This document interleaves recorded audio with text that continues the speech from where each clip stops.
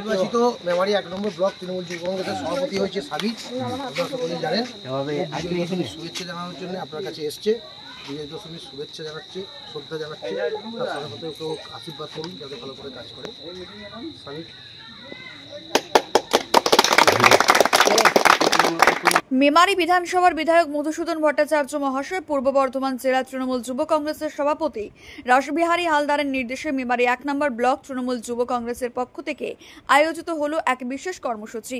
আমাদপুর অঞ্চলের বিভিন্ন বুথে বুথে তৃণমূল কংগ্রেসের পুরনো দিনের কর্মীদের কাছে গিয়ে বিজয়ের শুভেচ্ছা জানান দলের নেতারা। এই উদ্যোগের মূল লক্ষ্য ছিল অতীতের ত্যাগী ও লড়াকু কর্মীদের পাশে দাঁড়ানো এবং তাদের প্রতি কৃতজ্ঞতা জ্ঞাপন করা।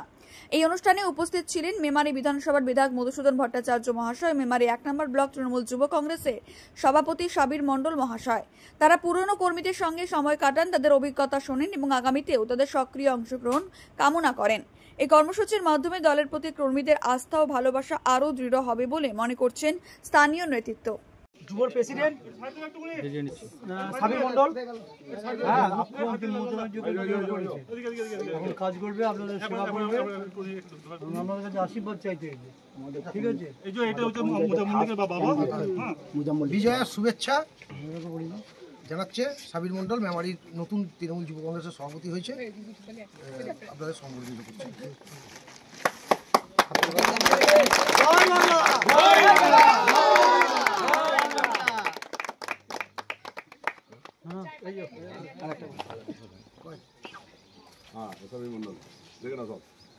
ভালো থাকবো।